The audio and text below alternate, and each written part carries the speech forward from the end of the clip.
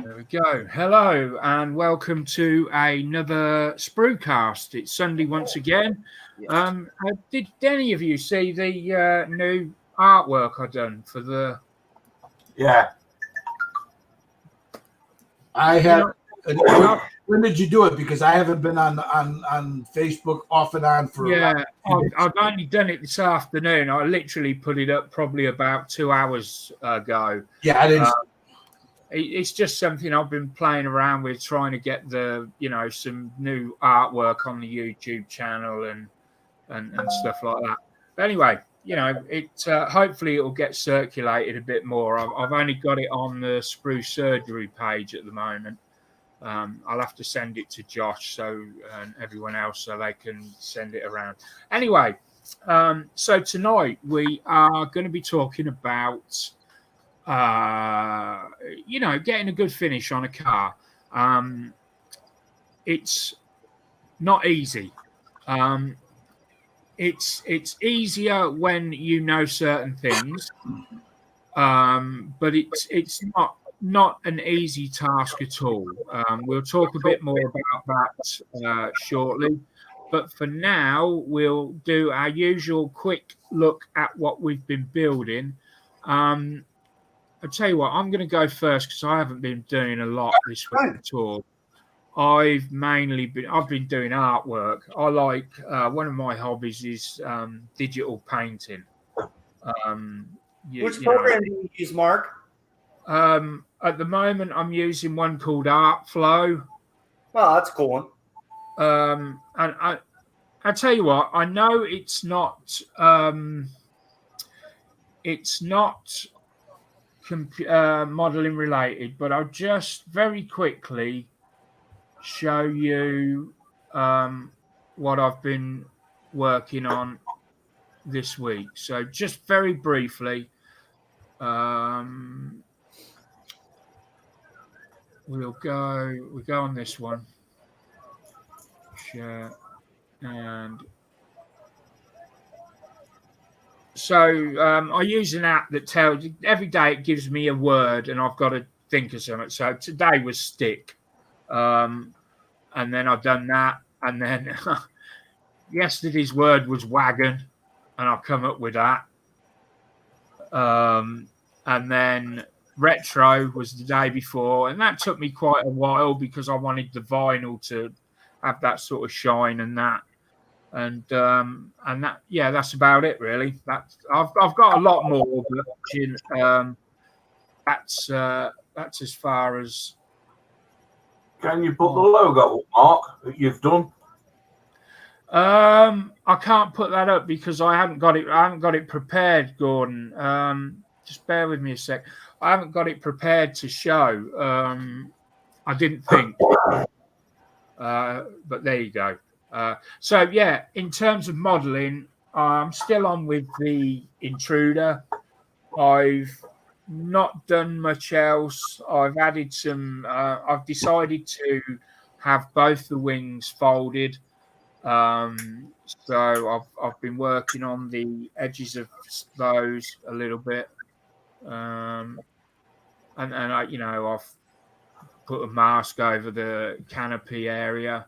But that's it. I literally haven't done hardly any modeling because I've been more doing my artwork, which I enjoy. It just clears the mind. I get a bit frustrated sometimes with the modeling, and it's nice just to take a bit of a break and chill out, so to speak. So that's me. I'll hand it over to who wants to go next. I have not done, well, I shouldn't say that. I was working on, and I don't have the body with it. I just painted it, and it's in the other room underneath something so I don't get boogers on it. But I'm working on this AMT 68 Camaro Z28. And I had it really nice. I mean, it was beautiful. And I was sitting there and I had I had shot the clear over it after I had polished out the body, shot the clear on it, polished out the clear, and I was putting a wax on it, just to bring out the luster in it. Yeah. And we were in a hangout on Friday, and we were all cutting up and laughing and joking and just, just having a generally good time. And I was using this with a bunch of different buffing wheels, but they're all cloth, just to buff out the wax. And and I wasn't paying attention. And on the back, I look up, towards the computer. I had it here, and I look up towards the computer, and this thing hits I got too close to the rear window. It jumped. Yeah. The chuck hits the trunk, gouged it, and burned the paint right off. Yeah. I fixed it, but then I noticed that on one end of it, there was a scratch still in there, and you could see it. So I just yesterday I just sanded it all down, all the way down to bare plastic, smoothed it all out. Yeah. Reshot it with some primer last night. This morning, I don't know, about 11 o'clock this morning, I took it and I shot the paint on it, and it's sitting in the room there. So, yeah, that's where I'm at. But that'll lead into our discussion a little later on. Yeah. So, does that bring back memories of auto body painting? Oh, yeah. Yeah. I mean, I love doing cars. I don't love building them per se, but I like painting them. I don't know much about motors and engines. How you get some of these guys, with the gear heads, they do this, they do that. I'll do whatever's in the box. And then whenever I have a question, I'll ask some guys, hey, how's this? Does this go here? Does this, if I buy an aftermarket set, But the painting of them, I absolutely love it. I mean, I love doing it because usually what I end up doing, believe it or not, and I haven't done it in a while, but what I used to do, I've built about 9 cars, but I've built a lot. I've painted a lot more than that. What I usually do is I'll take the body out, paint it, clear it, put the body back, wrap it in a towel, and give it to somebody. Yeah, let them finish it. I just wanted to paint it, or I'll sell off the kit with the body painted. I'm not like some of these other guys. Like, what's his name? The old man. What the hell's his name? Josh. Yeah, I'm no Don Yost, but I can paint a body. I'm not bad. Okay. Who's next? I've got quite a bit, so if Gordon wants to go next, I'm cool with that. All right. Oh, basically, the tornado is finished.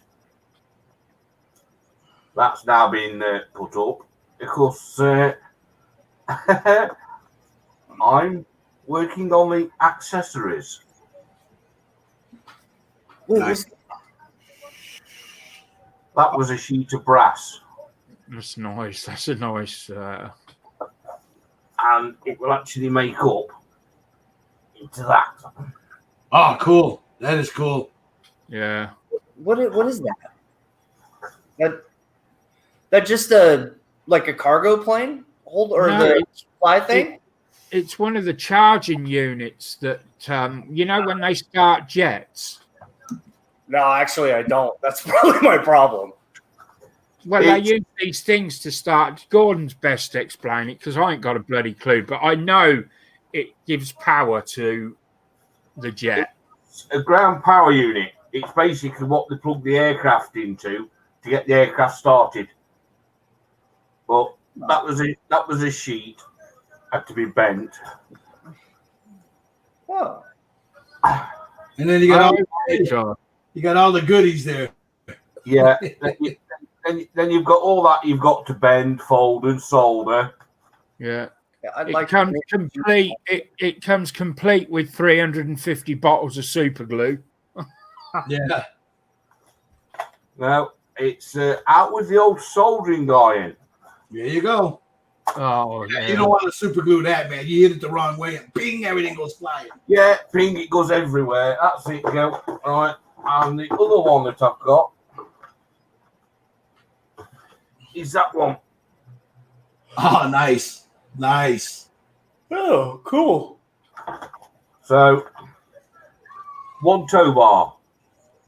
Oh, is that what that was? Yeah. There's all. Oh, look at that. Cool. Wow.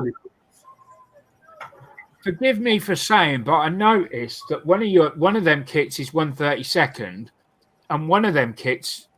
Oh no! No, it's all right. I'm thinking of a photo you put up earlier.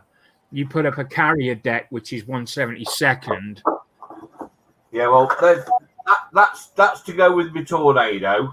Ah, right. That makes sense. Yeah. Right. But the only kit that I've had in this week was that. Yes, that's what I was on about. Carrier deck section, yeah. Nice. Oh wow! But you get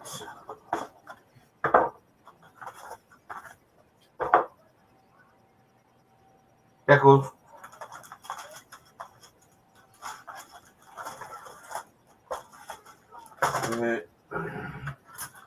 Let's open this up. Of course, all you're going to see is the writing of the words. There's your carrier deck. Oh wow, that's quite big. I like that. Wow! Right, so you get that part. Keep forgetting. Yeah. And you've got another piece that fits on this end here, and makes up the blast screen. Yeah. Nice. Do the decks really have all them little holes in? The tie down points are what they fasten the aircraft down to. Oh right. Each one of them looks a little star. Yeah. And basically what you've got a hook that they put into the hook through it. Then they've got like a ratchet on it and they tighten the chain up and it fastens the aircraft down to the deck.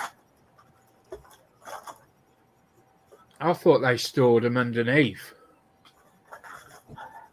You see a fair few aircraft on the deck. But yeah, there's Yeah, that's nice.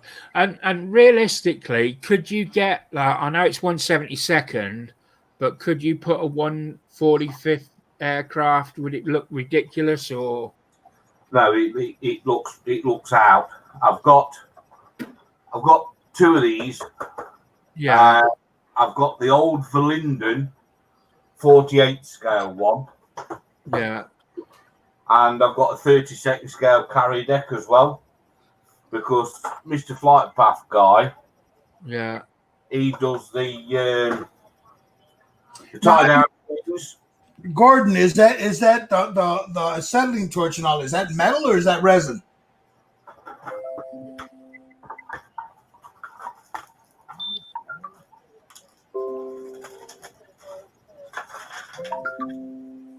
Yeah.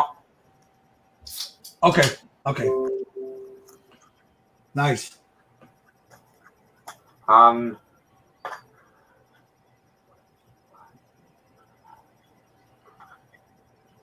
there's the end for your tow bar. Nice. Yeah. So it's all Photo H brass and white metal. That is a storage bin, wheel chocks, and a scissor ladder. Is that thick photo etch or is it? Yeah, very... it's quite thick. See, the thing is, you have to double these up. Right. You've got the inner part, which is a piece with the hole in it. Then you've got the outer part, which is a solid part. So you've got to solder the top part and the bottom part together. Yeah. I've done some of his stuff before, and by the time you've soldered everything together, they are really robust and sturdy. Oh, right. Well, that's good. But yeah, it's all Photo X brass and white metal. So it's a solder together jobby. Yeah. But same as Gil says, yeah, I've tried super gluing them in the past, and you catch it and it goes ping and it flies all over the place. I've tried 5-minute epoxy, same sort of thing. Ping. So now it's out with the old soldering gun, out with me hold and fold gizmos I've got. So, Gordon, which solder do you use on that? Do you use the nice thick stuff or the thinner wire? I use liquid solder. It's like a paste. So, okay. It's I haven't got any here. It's in the garage. Oh, sorry about that. It's like a paste, and you paint it on with a paintbrush where you want it to go, where you want to join, and then you just run your soldering iron over the top. Oh, okay. That makes more sense. Yeah, I've used it before. Is it the rosy stuff? Is it called rosy? Rosy something, isn't it? Yeah, I can't remember. Anyway, thanks for that, Gordon. Josh, you're up. All right. So this last week, I've been pretty much playing around with my Sotar airbrush. So I took silver ink and redid that guy. Nice. Actually turned out really, really cool. I also did one of the 3D prints, but it was in white, so it didn't. I don't know why, but it didn't look silver. It looked more white. And then I took the Sotar, and then I got the color green out, and I was starting to do like little detail work. Cool. I didn't get any green on that clear orb at all. That'll do it for you. Sotar will do it. I mean, No, I've never been able to achieve that level of control, even with the Sotar. I don't know whether it's my hand or we're gonna talk about the Mac valve a little bit later, but that's how I accomplished this. But then, you know, since I had it out, there's a couple, like this is an orc rider on a wolf, so I painted his face green. You know, and then basically I've been working on these guys for a while. Okay. And that's basically all I wasn't able to pick anything up. I almost bought the, what is it, Italeri, the off spray helicopter. Yeah. I almost bought that. I just, didn't do it for some reason. MV22. I've got the spray, I think. Yeah, sure. I don't know the numbers at all. So it's that where I first saw it was the first Transformers movie where they're bringing in the military on that helicopter that had, and the propellers turned. So I thought that was really, really cool. Yeah. And that's basically all I've done. I mean, I'll probably do some more tonight since, I don't have a whole lot going on Sunday nights anymore. No. Right. Okay. So that brings us round to our topic for this week. I'll do the kit review at the end if there's time. Okay. So we're going to discuss and have a chat about. What's your camera, Mark? Sorry? The camera. Oh, yeah. Sorry, I'd left it on. Let's just bring us all back for a minute. So we're gonna talk about getting a good finish on a car. On any sort of panel work, if you like. Now, I will say that I remember when I first started modeling, and I remember when I first got an airbrush, and it was a nightmare. I kept seeing for a couple of years, I'd see other people achieving magnificent results with an airbrush, And no matter what I'd done or what I tried, I couldn't get it right.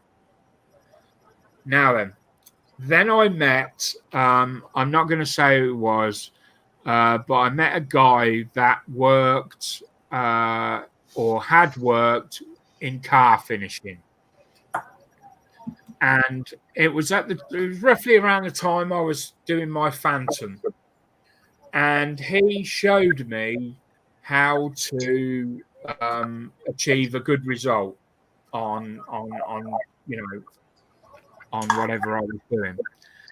And it made a massive difference to my results. And it was silly little things that I started to do which I hadn't been doing, and it made such a huge difference.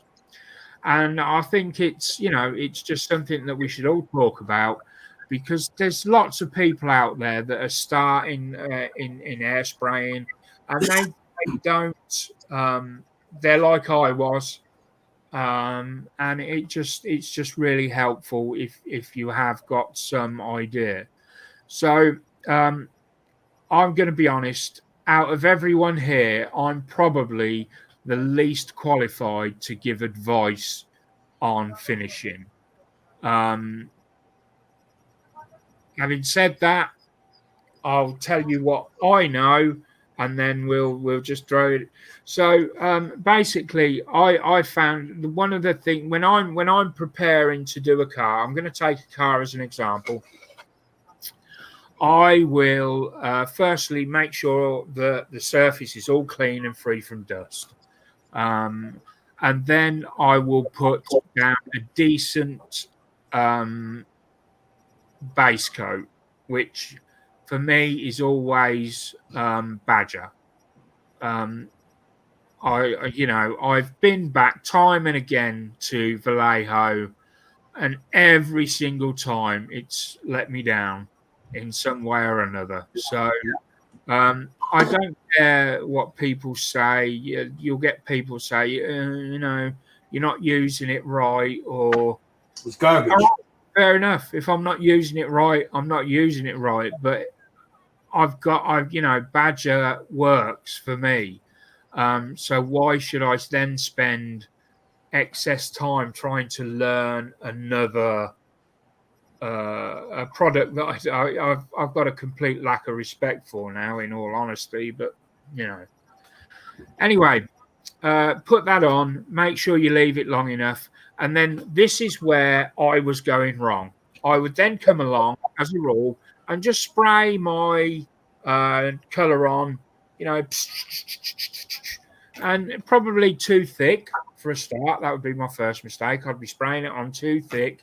And I would probably finish spraying that in, I don't know, 5 or 10 seconds. The panel's done, and I'd leave it to dry.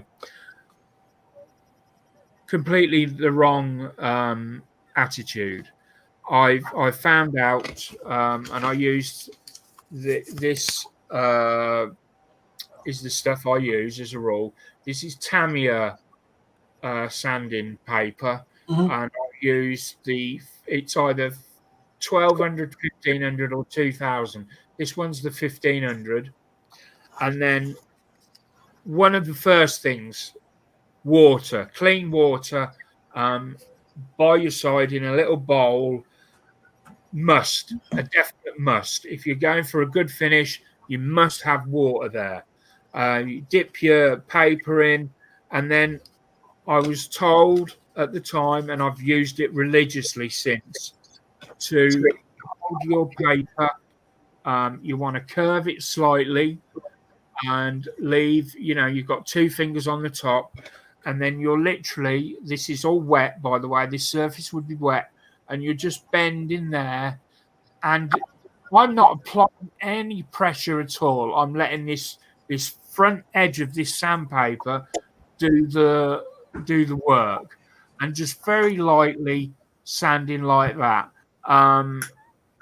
Now, I'll be honest, I can't remember the exact pattern he told me.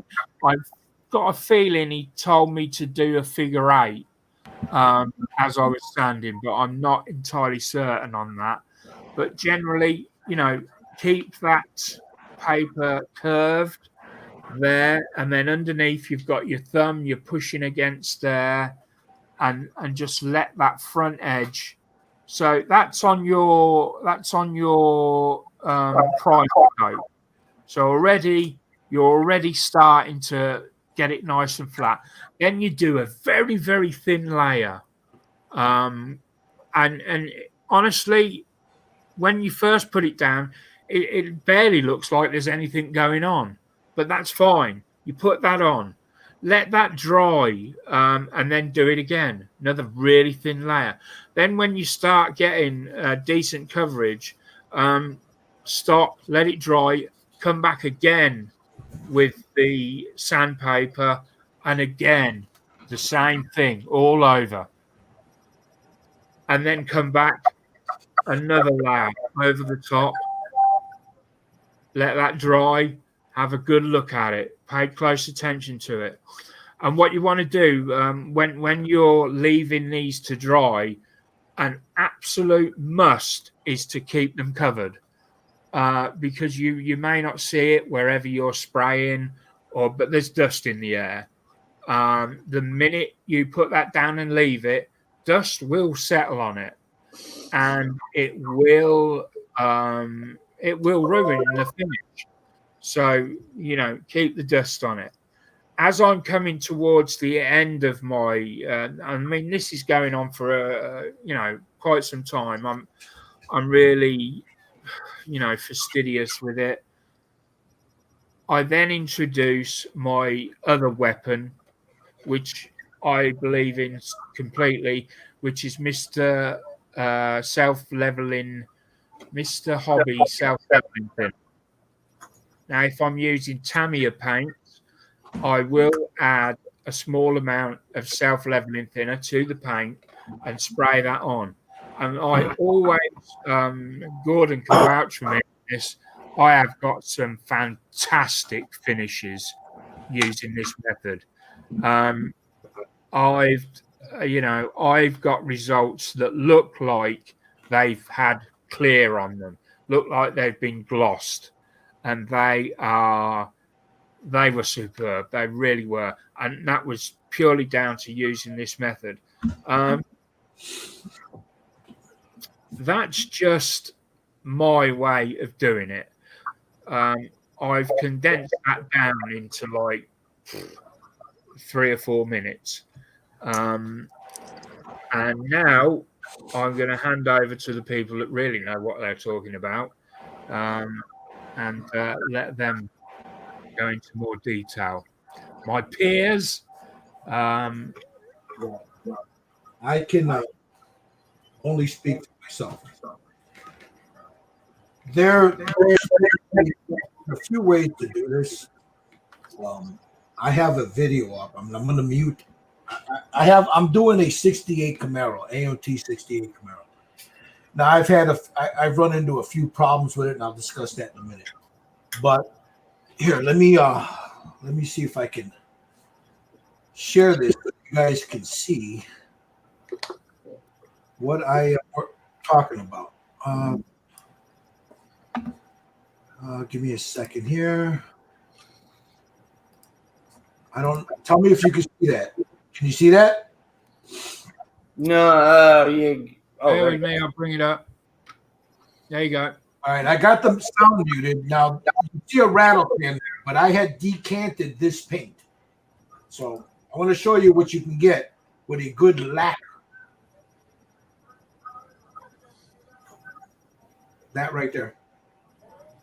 Now, there's some bugs on it that need to be sanded down, but that doesn't have a clear on it yet. No. And that's what I'm talking about. You can get a finish like that. You are not going to get a finish like that with an acrylic paint. No. Not straight out of the either out of the can or out of the airbrush. Again, that has no clear on it yet. What?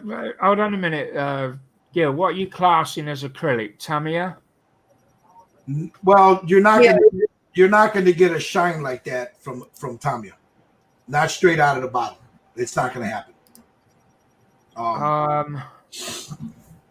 unless you polish it. That has not been in that video. I had just shot that before I put it underneath something to keep the boogers off of it, because you can see, if you look very closely at that, you'll see a few little boogers that had gotten on it, because I skipped the point that I'm about to do right now. When I take a car body, and I am no expert on this, guys. I'm just going to tell you the way I do it. I painted cars in the mid 80s up until maybe about 94.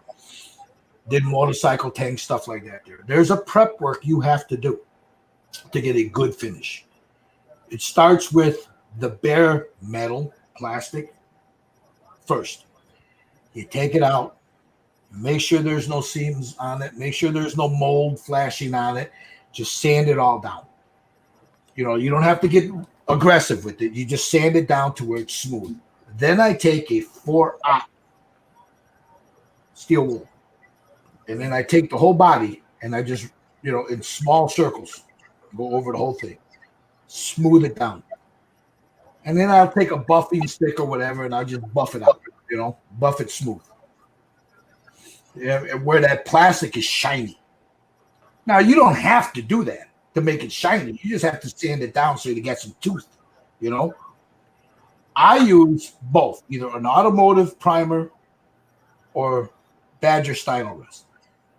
I have used both. I have not used an automotive primer in a few years.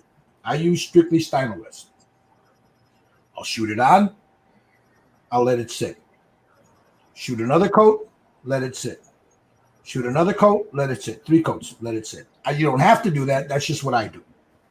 And then I let it sit overnight. And then I lightly sand that and polish it. Because Stynel Res will self-level beautifully, clear it. But if you look down at that really good, you'll see. I'm talking this close. You'll see some imperfections in it. Any paint will do that. I don't care who you are, who makes it, what the claim is. You're always going to get some kind of orange peel. It doesn't matter what it is. Now, Stynel Res is very good at self-leveling, but if you're too heavy on one spot, not heavy enough on the other, you'll notice it, if you know what to look for. So you smooth it down, and then you go ahead and paint it. Now, depending on if you're using a rattle. I have a question. How many layers of primer are you putting on the body? 3. 3? Anywhere between 3 and 4. It all depends, Josh. It all depends on how. Look, I'll hit it and I'll look at it. Light sand. If I don't like it, I'll hit it again. But generally about 3 on a car body. And they're not heavy. They're light coats. They're not heavy. I'm not hosing it on. I mist it on to cover everything so I don't see the white anymore. Then I'll look at it, let it sit. Come back when it dries. Or in my case, I'll hit it with a blow dryer. And I'll sit here with a blow dryer. And once I do this, I hit it again. Hit it with a blow dryer, tap it, hit it again. As long as when I'm tapping that body, I don't see any indentation, I don't see anything left over from my finger hitting it, I'm cool. And then I let it sit.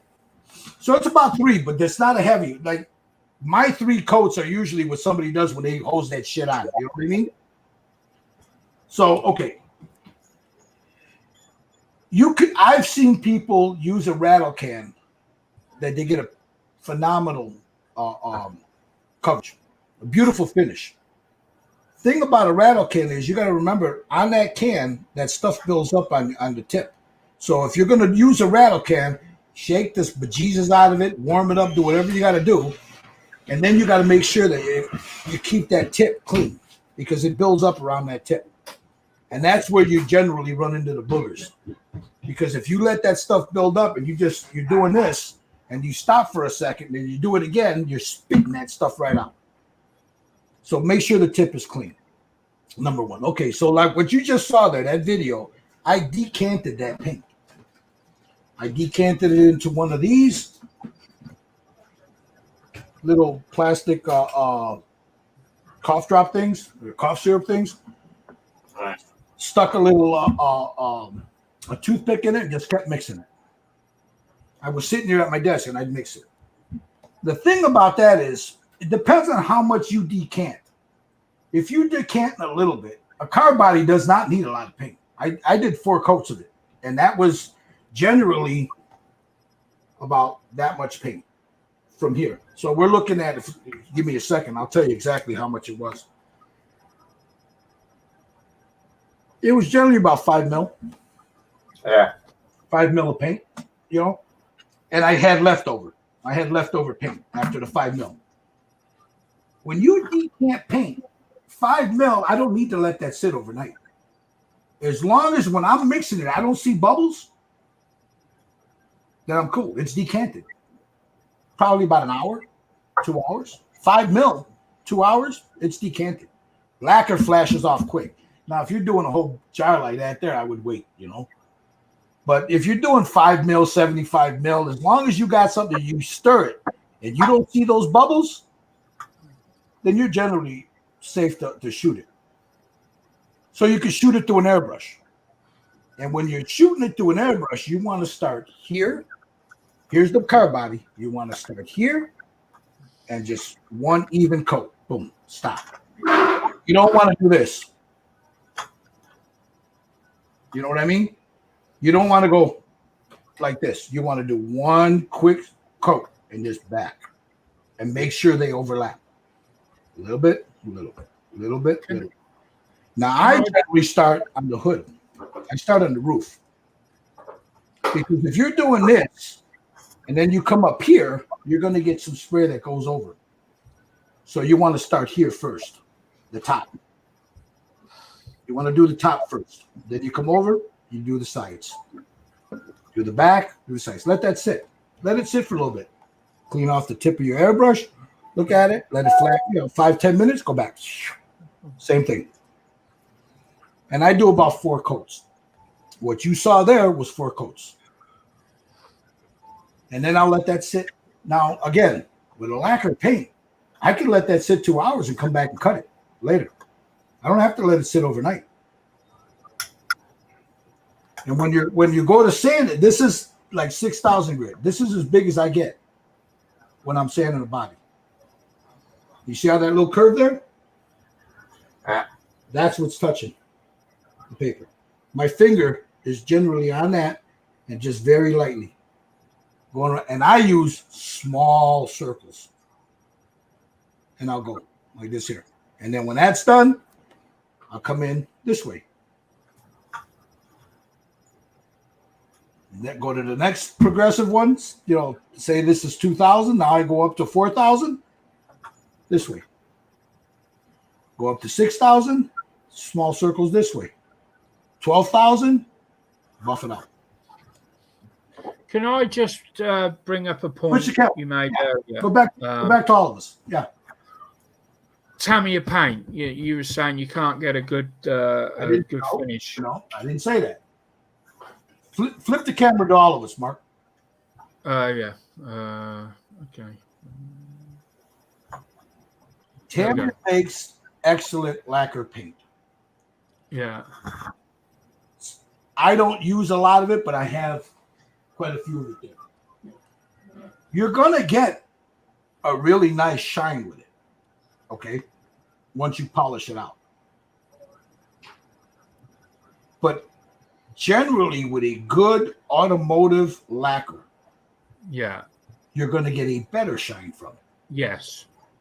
Oh, yes. I agree with that. I see some, you can make Tamiya lacquer paint blossom. I've seen it done. I've done it.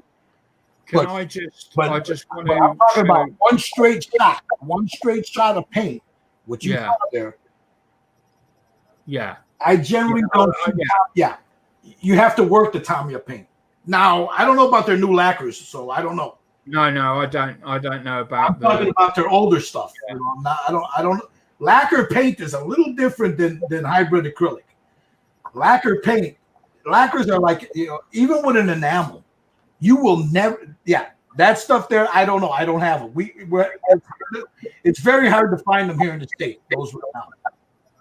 Yeah. I'd like to get my hands on them to try them, but in the States right now, those are hard to find. If you're talking about stuff like this, their normal stuff, You're going to have to work it to get that shine out. That lacquer that Gordon just showed, I'm pretty sure because it's a lacquer, you're going to get that shine. You know? I just wanted to show this quickly, and this is this is a thing I worked on a long time ago, and that, well, not a long time. When was this, Gordon? This was about a year ago. Yeah. And this is Tamiya paint with Mr. Color leveling thinner mixed in with it. Okay. It's clear. It's I can't. Is it X27? They're clear red. It was a clear red, weren't it? Yeah, over gold. Now I have got pictures of the gold over the top, and I managed to get a nice finish as well. And this was purely from. Oh, I remember it very well. It was a beautiful finish. Okay, but here's my. Leave the picture up for a minute. Yeah. If you look at that, and then you look at, say, here, I'll show you something here. You look at that, and then you look at, now this hasn't, again, here we go with this stupid thing. Yeah, bear with me a second while I take that off and come back to, let me get rid of that, right? All right, let me show you something real quick. If I can find it here. Let me find it. Where's all my pictures at? That was the first couple of coats of clear red that you put on it, wasn't it, Mark? Yeah, that was,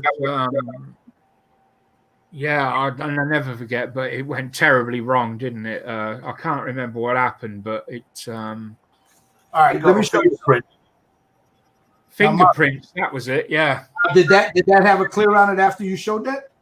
No, that was before. That no clear on that at all. All right, let me show you something. Again, you'll see the difference. Oh, that's Tamiya, and then you'll see that right there. You see it? There we go. You see the difference? Beautiful finish. That's a lot better. I'm not disputing that. No. And I get it. What I am saying is, it's not because you did anything wrong. That's regular. You can get that shine from that paint you did. But that is straight before I before I buffed it, before I cut it, before I did anything to it. That's right out of the can. Well, yeah.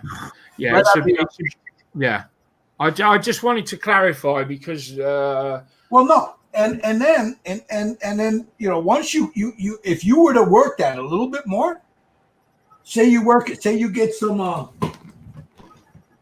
something like this, polishing compound. Yeah.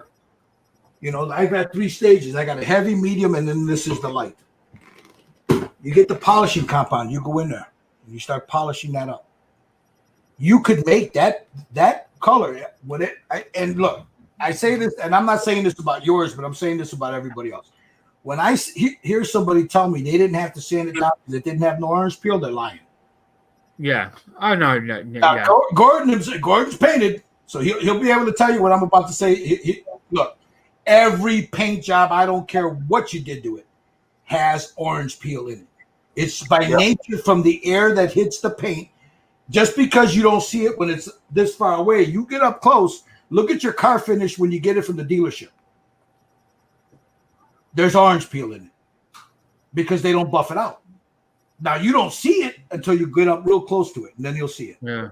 So there's always I don't care what kind of painter you are. You're always going to, even the greats have orange peel. They go in there and they polish that out.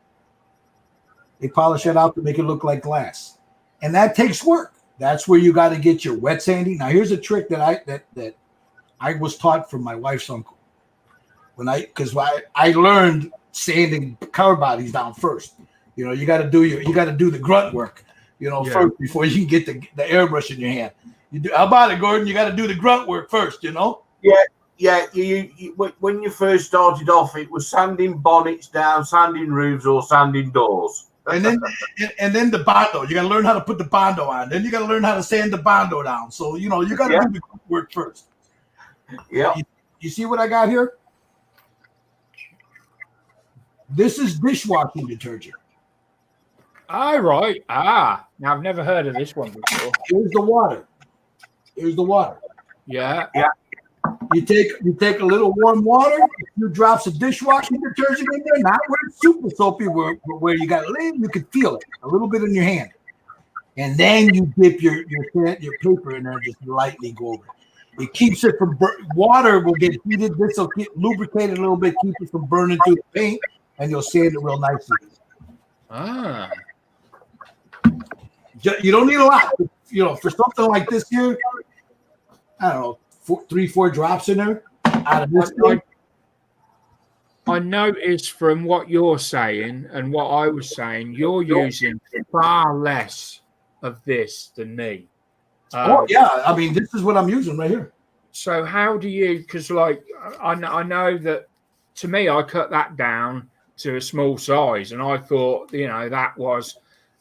How do you manage to hold such a?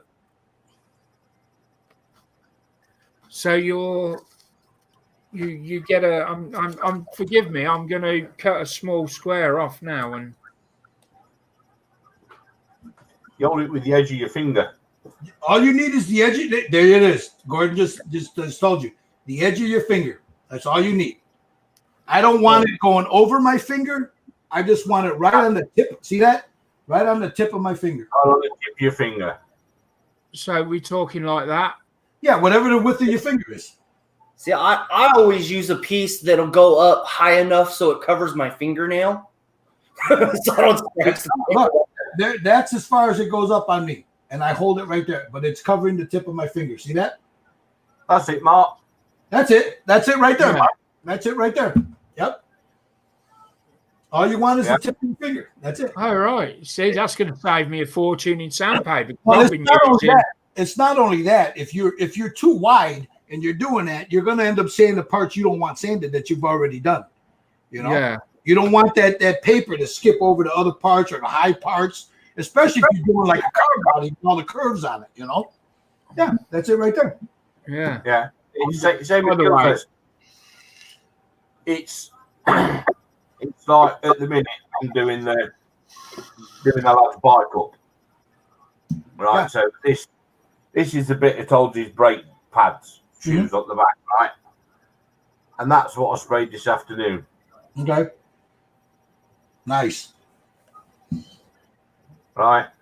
Now, that had 3 coats of lacquer on it. Tomorrow, I should go a little bit of sandpaper, light gilt, cut it back, then buff it up, and that will come up like a mirror. Now, of course, if you're doing a 1-to-1 car body, you got a bigger piece. But something smaller, you don't need a lot of sandpaper. You just need enough to cover that finger. Something like that, I would probably have probably a piece, about 1 inch square, something like that. Yeah, and then you probably fold that over, right? And you'll fold that over. Yep. Yeah, like that. Yep, there it is. Because it's such a small part, same as Gil says. Yeah. Warm water with a bit of washing up liquid in it. Yep. Just little circles all over it. And then once it's done, get out the old polishing mop. Yep. And then mop it up. Yep. Buff it up. I've got a big polishing mop which I can use on the cars, but I've also got a little mini one. And it's ideal for doing bits like that. Yep. But tomorrow, once that's fully hardened off, to rub it back, then polish it. But it's just the same procedure with something like that. Only smaller. Same thing. Now, I've never heard of the figure 8. The way I was taught was small, tight circles. Yeah. You do one grip that way, then you come back against, you turn it, you do it this way. Because what you're doing is you're doing this with the scratches. Yeah. Just what you did. Remember what you did with the canopy the other day? Same thing. You're doing the same thing as you did with the canopy, to buff out everything. You know, the same thing. The figure 8 is very similar to tight circles, really, when you think about it. Well, yeah, I mean, I've never heard of it, but yeah. You're literally just sort of going. Yeah, no, I mean it makes sense. I've just never heard of it. But one caveat to that is I can't remember whether that's the way I was told or whether that's something that slipped in somewhere.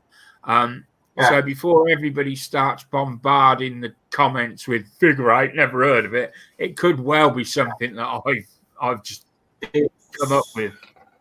It's like Gil was saying, right? You're standing that way.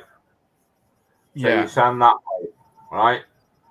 So all these scratches are going that way, right? And if you was to look at it under a magnifying glass, you would see them all lined up. Yep. Yeah. And the idea of turning it that way is, you do it that way. Yep. You're removing them scratches by doing it that way. Yeah. And by doing that, you're getting an even finish, even surface over the whole thing by going that way, then rotating it, do it that way. And nine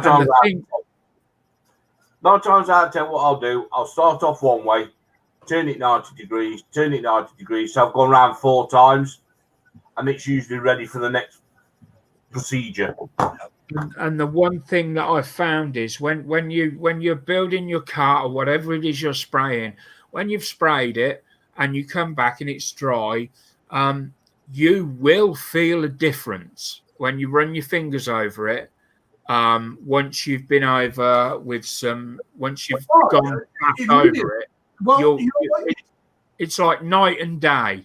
Well, even when you're sanding it, Mark, if you're going through the steps of sand, depending on how how much peel is on there, I'll go anywhere from 4,000 to 12,000. Now, I don't have to go that many steps most of the time. I can start at 6,000 and we're 8,000, 12,000. But what I'm saying generally, I'll start, and there's times where I've had to go to 1,000, from 1,000 all the way up. I mean, we're not perfect. Sometimes your hand messes up when you're painting. But the whole point of that is you can feel it. Yeah. Yeah. You can feel it. If it starts to get real smooth and you don't, and you clean your piece of paper off, you clean it off and you go back in there and you wipe that. What I do is I have a cotton rag. I buy these at the auto body shop. And when they're done, I throw them away because I get 24 of them for, I don't know, $5. So you're referring to a tack rag? No, this is diaper material. Yeah. This is like a diaper.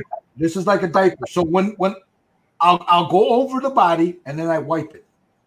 Then I'll do it again. And then I'll wipe it. Then I'll do it again.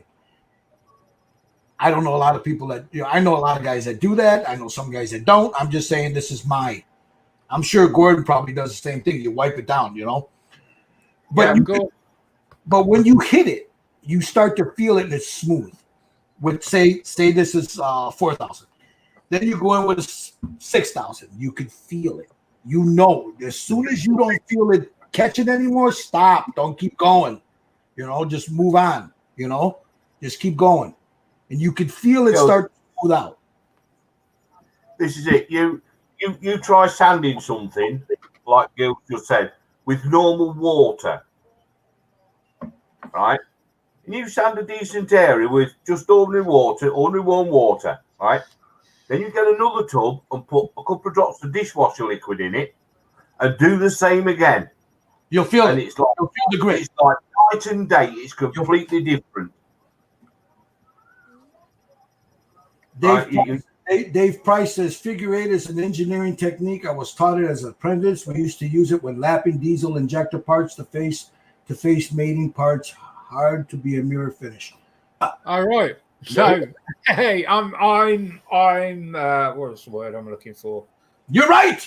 You're correct. You're an engineer. I wasn't going to say I'm right, but okay, fuck it. I'm right. Yeah. There's a lot of ways to skin a cat, so to speak, as the saying goes. Yeah. What works for you, if it works for you, fine. You know, a lot of us that have done body work, you know, we just generally. I haven't. You know, I'm not going to lie. I've done no body work apart from on modeling. So I know how to put scratches in a body. but I mean, Gordon, another thing I learned. Now I learned this from Gordon. He mentioned tack rags, which is what I brought up there. And on Gordon's recommendation, I bought some of these tack rags. And basically, what my understanding is that people will leave their model out overnight or over a couple of days. Then they'll come back and spray it, and it's had dust settle on it. And once you spray over dust, that's a tack rag right there. That's a tack. Yeah, you're gonna have to sand it. You're making work for yourself. Now, the tack rags I've got, I should have got one out really, but they're like a cotton, not a cotton. They're like a fiber. Yeah, and they're very sticky. So it's odd because when you pull them out of the packet, they're tacky. They're really sort of sticky, but they don't leave a residue on your hands. Do you know what else I use, Mark? Do you know that that there's an anti-static spray that you use for your computers and stuff? I have There's a can of it in the other room. I'll take that. Yeah.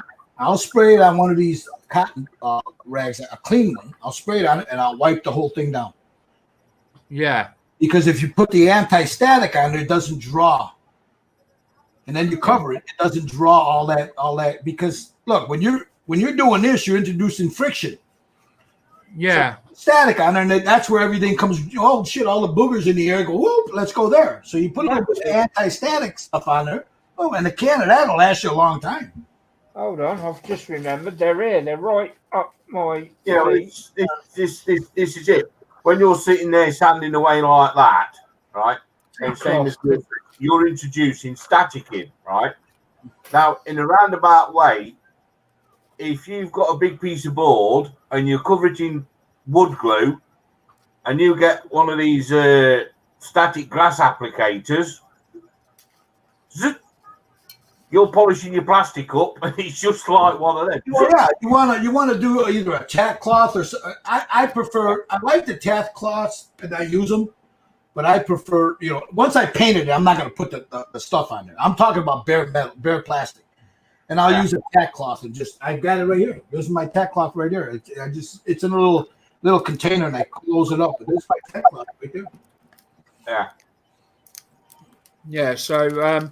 These are available. You go on eBay, you'll pay about not a lot of money, probably about £8, and you'll get, I can't remember how many I've got. And one of these will last you quite a while. Just make sure you put it back in the package and seal it up when you're done with it. Yep. I'm not going to take one out because. But I wish I'd kept the other one out. But yeah, they're very handy. And they take off all. It's really weird. I can't explain it because they are so tacky. And you think, well, when I wipe my model with that, it's going to be left all sticky because that's how they feel. Well, you don't want to press down on them either. You just lightly go over it. No, you just literally need to very gently, and it will pick up any dirt that's on there. To be honest, if you're doing it. If you are really trying to achieve maximum best results, which we all should be, in all honesty, then you probably shouldn't use a tack rag more than, Well, it's you know what? If you're going, I use them all the time. So if you're going you're trying to get even with the Titans, I don't use them on figures, so to speak, but I'm talking about other stuff. It's generally good to have them around, so when you're done, you make if your model's sitting out and it's not protected, you want to make sure there's nothing on there, because once you paint it, you'll see a cat hair or with facial hair, you'll see a little gray beard hair in there, whatever. You'll see them in there, so you want to wipe that down. So it's good to have them around. Put it that way. It's a good practice to get into, and especially we've got a dog. So dog hairs are everywhere. Mm-hmm. If you've got a pet, you'll know. But the whole thing, like Gordon and I were saying, patience. When you're sanding the body down, don't put a lot of pressure on it, and just patience, because you'll burn through that paint if you don't. Or if you're using something like this peroxide here, don't take your eyes off of it. And I made the rookie mistake of taking my eyes off it, and it jumped and scored the paint. So just patience, pay attention to what you're doing, and anybody can do it. Just slow. So let's have a look at now. So we've talked about how sanding can help us achieve better results. We discussed this earlier though, but there's methods that can be used on airbrushes that also can help you achieve better results. Of course, I'll be honest, I don't know nothing. I'm referring in this instance to the Mac valve. And I'm going to pass this over because I'm not qualified enough to give advice. I love them. I don't like it on my airbrush per se. To me, it's just a pain in the ass. It just adds weight to the front of that airbrush. I don't like it on the airbrush, but I have it on my here. This one here, I have it on the hose itself. Yeah, right there. This is a Badger Mac valve, and the one in the other room is a Grex air valve. Now they're not cheap. A good one is not cheap. You'll pay anywhere between $14 to $22 for one of these. Yeah, I think that's about what I paid for mine. But I'm going to tell you right now, if you turn around, I have a box full of these. You turn around and buy these China specials, they're garbage. Don't do it. They're garbage. You're going to be kicking yourself in the ass for this, because these things are worthless. They leak. Half the time they don't work right. They don't close all the way. This is garbage. If you're going to use a Mac valve, either get yourself a Badger Mac valve or a Grex Mac valve. Yeah. That being said, Josh, I've been preaching these things for a while, to tell people, if you're going to do tight details, Josh, show what you did, Josh. Josh is going to show something that he just started. Oh, where'd it go? He just started. He just started using his Mac valve. Hold on a minute, Josh. Let me bring up the screen so that you're. There you go. Now, explain what you did there, Josh. So, I just took the green. And you see the hand. There's not one speck of green on the clear part. And I didn't get the whole finger, but I got as close as I could without. Technically, if I wanted to, there's an eyeball on this figure. I could paint that eyeball, and it's. I don't know if it'll. There's too much light in here at the moment, but. You can do a dot the size of a millimeter with a Sotar, and just the Mac valve. It's kind of I refer to it as kind of like a garden hose. You're not going to completely take the air out of it. Well, that's basically what it is. If you want to do, go ahead. I'm sorry, Josh. Finish up your. You're just kind of controlling the airflow a little bit. And for me, it works really good because you get the buildup on the end of the airbrush needle, and it doesn't seem to build up as much because you don't have that constant, just, the air hose completely open, just trying to shove all the paint through there at once, right? It's just a little bit so it doesn't spit those little, as much, because that's part of my biggest problem when it comes to car bodies. I've been using them for years. Go ahead. Yeah. Now, Josh is right. With a Mac valve, you're not lowering your air pressure. Say you have your air compressor set at 25 psi. If you're using a Max valve, your air pressure is still at 25 psi. What you're doing is you're kinking the hose, so to speak, and you're not allowing a lot of air to come through there. It's still coming out of there at 25 psi, but it's a little less air coming out of there. Now, this was done with a Mac valve. That green right there. My airbrush is always set at about 20 psi, and with the Mac valve, you go in and you limit how much air is coming out, and you get a tighter control of what you're doing. So you can do minute details with a Mac valve that you can't do with. Look, I mean, I can probably get away with, because I've been airbrushing for a while, I can probably get away with doing it with the Soltar without the Mac valve. Yeah. But that takes a lot of knowing how to pull that trigger back and how far to pull it back. But it's easier with a Mac valve when you limit that air and you're going to put it out. You'll notice right away very little paint coming out. And then you build it up. A Mac valve is everyone should have one if you're doing stuff, small details. Like say you're doing camouflage, Mark, on a tank or a plane. Yeah. It will help you to get a better line, a cleaner line, a crisp line, so you're not, blowing up a lot of paint onto it. It'll help you control the air, the flow a lot better. Mm. So yeah, I mean, but guys, don't buy these cheapy Amazon specials from China. They're garbage. No, I had one go. In the end, I had to put loads of bloody the tape. Well, yeah, the red. Yeah, there you go, Gordon. What do you got there? Well, that's a Spitfire wing, right? And that was done freehand with a Mac valve, dropping the pressure right down as low as I could get it. Mm-hmm. Yeah, that's cool. I'm not at that level yet, but I'm getting better with mine. Yeah.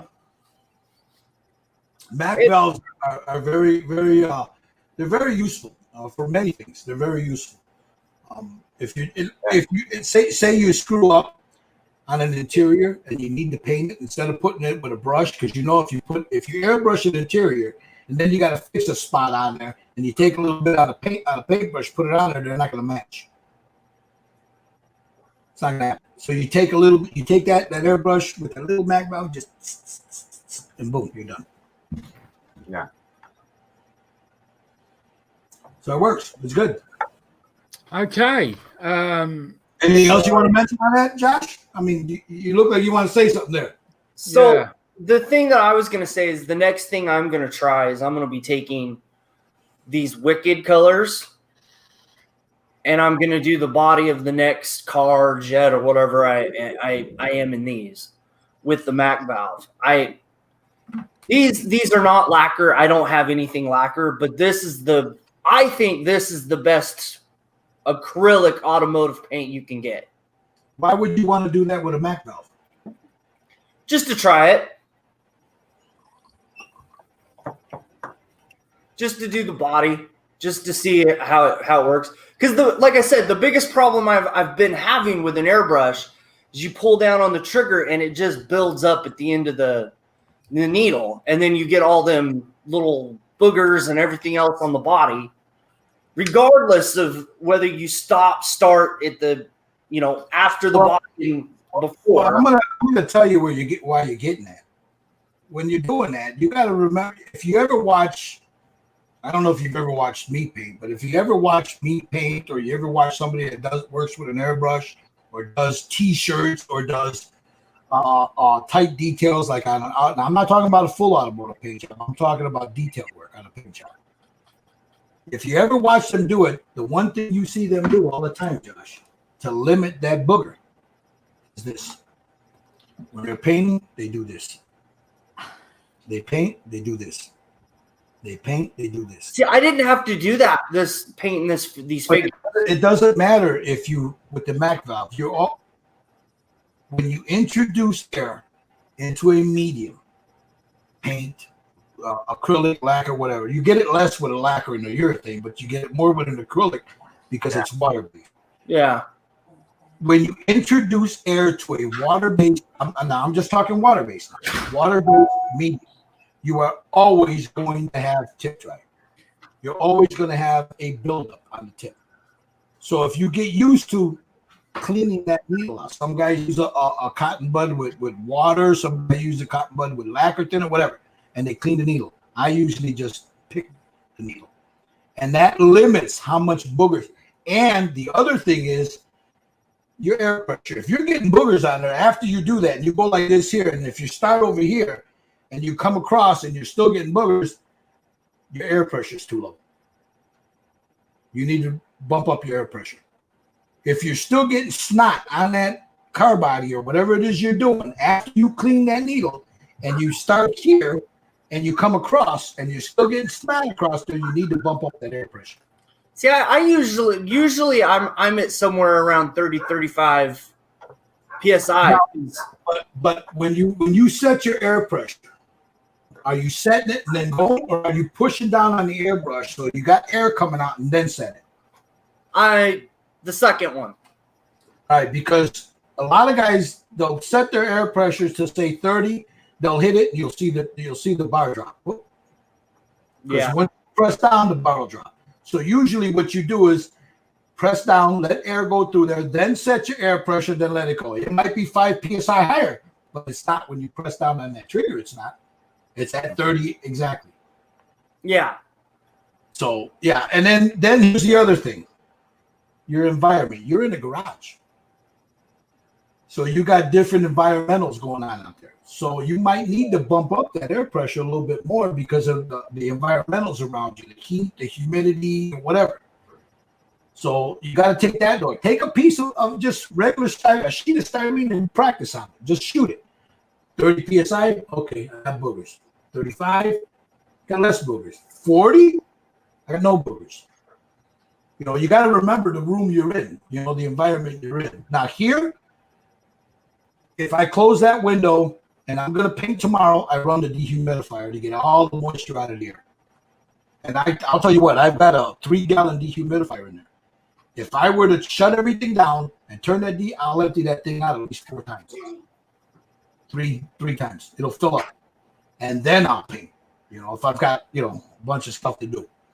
But yeah, if you're still getting boogers after, and you're starting here and you're cleaning that tip and you're starting here and working across and you're still getting snot on there, you need to bump that air pressure up and you need to thin your paint a little bit more. What do you say, Gordon? Yeah, I agree with you. It's either bump your air pressure up or thin your paint a little bit. But it's down to same as you said, Gil. Josh is in the garage. I'm in the house. You're in the house. Mark's in the house. Different painting conditions. People that live in humid climates or temperate climates, dry climates, they have to alter their paint mixture ratio to account for where they're spraying. Exactly. It's like where I am in this room here. The only time I have any problems is like getting onto this time of year between like now and December when the temperature drops outside. So that's when I have to alter my air pressure and the paint thinning mixtures. Now, what's going to happen with that, Josh, and you can tell me if I'm right when this happens, because I've seen it happen. What's going to happen is if you're going to paint a car body and you start lowering that pressure on that MAC valve, you're not going to get an even coat. So, what do you mean? Wait. What do you mean by that? You're lowering the pressure. Spray. Hold on. Therefore, less paint is coming up. Your pattern is not as wide. So when you go ahead and you start doing that, what you're doing is you're lowering the pressure and you're getting a finer stream, less aggressive, finer stream. So as you start going across, you'll notice it. Depending on how far or close you are, you'll see it. You'll end up using more paint, and you might not get a consistent. I said might. might not get it. You'd have to check it out for yourself. You might not get a consistent stream all the way across, a consistent layer all the way across. Oh, okay. What I mean by that is you'll start here, and then you'll come back, and when you go back across here, you'll notice it. You don't have to overlap too much, right? Yeah. So you generally, if you're going to paint a car, use a 0.3 or a 0.5. You got, you can use the Patriot 105. That's perfect. But you don't want to get too close. You want to get at that right spot so you get that nice steady stream across there. You know what I'm saying? And you want the same consistency. Now you might make it work. I mean, it might work for you. I don't know. I wouldn't do it, but try it. Let me know what happens. Right then. So we need to move on quickly because we've got to get this reviewing this kit in very quick. Fortunately, it's only a small kit. So this is an ICM. It's the Benz Patent Motorwagen 1886. Is that the one Mama bought you? Sorry? That's for her, right? Sorry, I didn't catch. Everyone spoke at the same time. Is that the one Mama bought you? Yeah. Okay. Yeah, she's responsible for this. As you'll see in a minute. So it was £43. I bought this from Mike Jolly. She's laughing in the background. So and it's so this basically was the first production car that worked on its own internal combustion engine. They made 25 of these over a period of about 3 years. Mark, put the camera on you so we get a bigger picture of it. Put the camera where? No. Highlight your camera. Oh, right. Yeah, I'm with you, Snorri. There we go. So this is it. And oddly enough, although when Angela suggested it, I thought she was completely off her rocker. No, it's pretty cool. It does actually look very cool. So I was quite quietly excited for it arriving, but I didn't tell her that. So it turned up, and I was a bit disappointed to find the sprue package. That's it.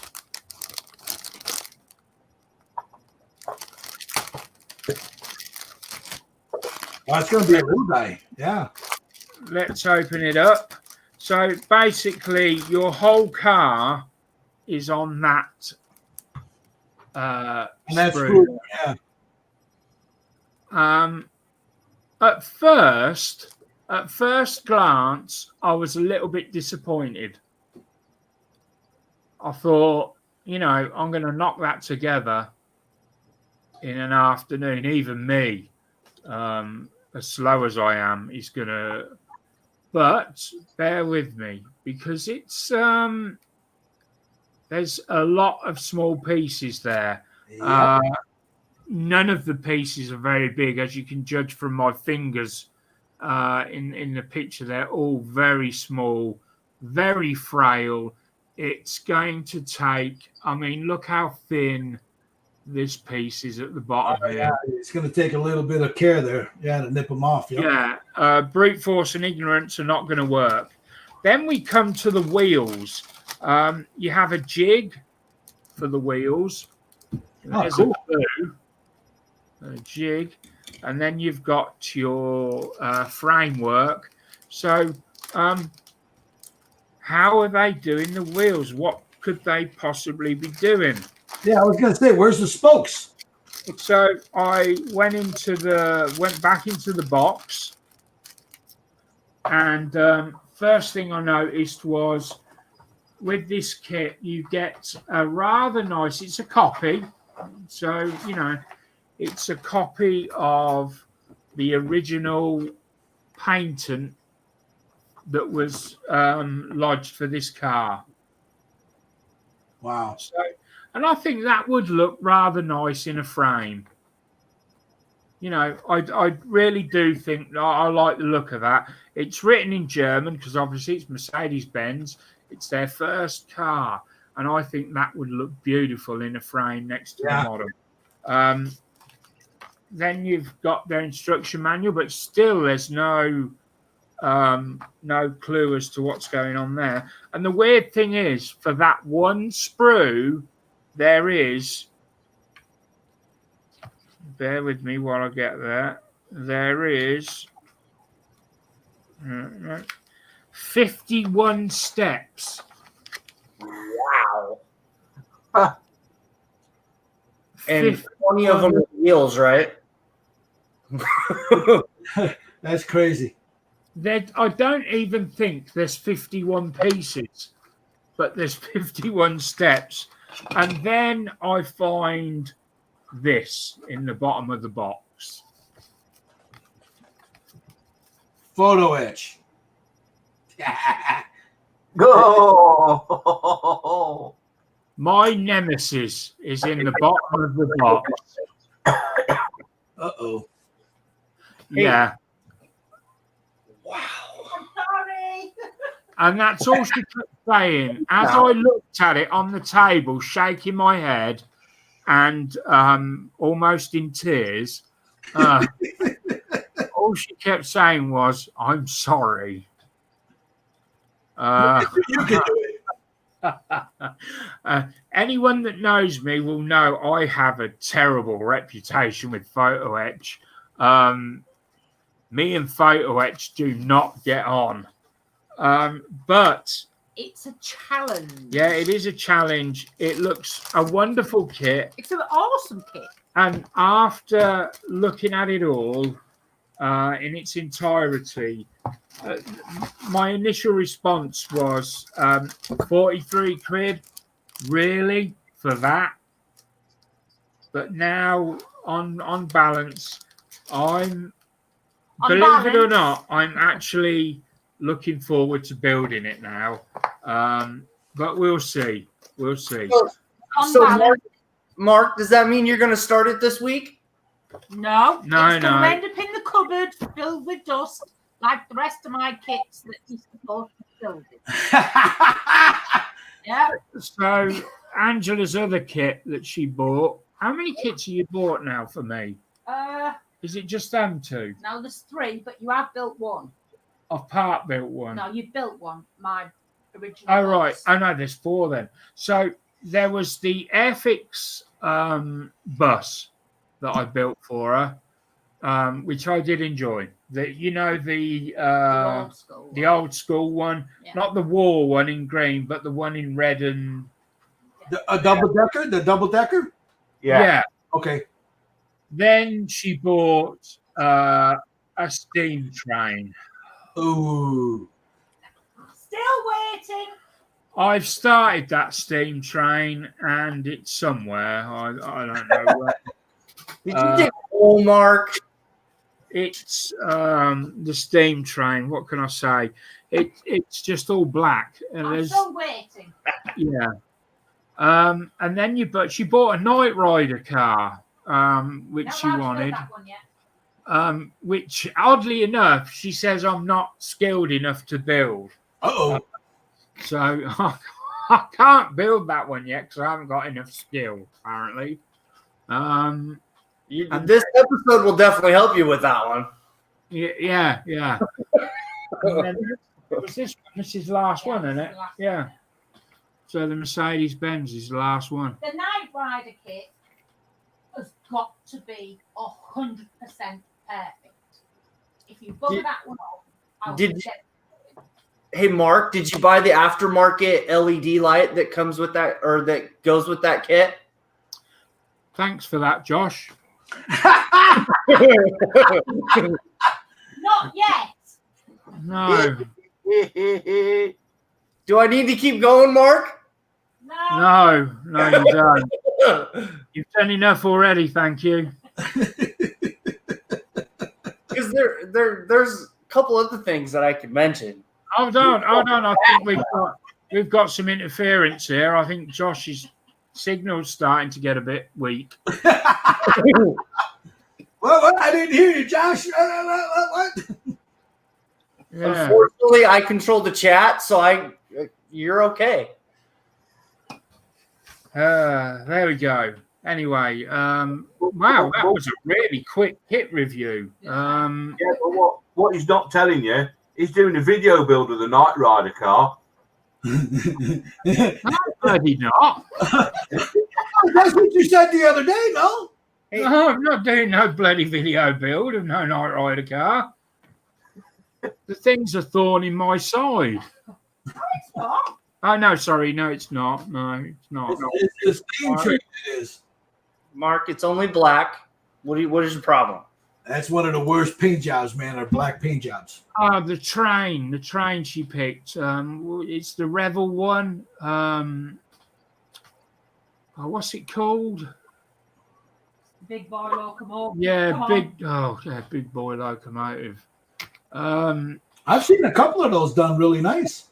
Yeah, they look nice, but they're so boring to build. It's just. This is why he's not allowed to build Knight Rider yet. Yeah, it's because of the big boy locomotive that I'm not allowed to build Knight Rider. Because I said that, I said many things. By the time you've mastered building the train, you'll have the skills to build the Knight Rider. Yeah, There you go. I said a lot of things while building the train, which probably not. No, they're not. They're not best for a public service. Yeah, let's just leave that at that. You just like me buying the kit. Anyway, there we go. Dave Price is saying big boy locomotive. I built it, no problem. There you go. He's like, thanks, Dave. Thanks, Dave. I'll send you that one, Dave. You can build it for her. I've started it. Stamped on it. It's in splinters, but I'm sure you'll be able to glue it back together. Yeah, and we're going to send Bob that one to build. Man. Oh, yeah, apparently, I'm told that Bob really wants to build the Mercedes Benz. Is this true, Bob? Is he still in the chat? Well, after that comment, he's not chiming up. Anyway, there we go. Thanks, everyone, for joining in and watching, and people in the chat. Hope you've enjoyed the show, and we'll be back next week. Until then, goodbye. Bye. Bye.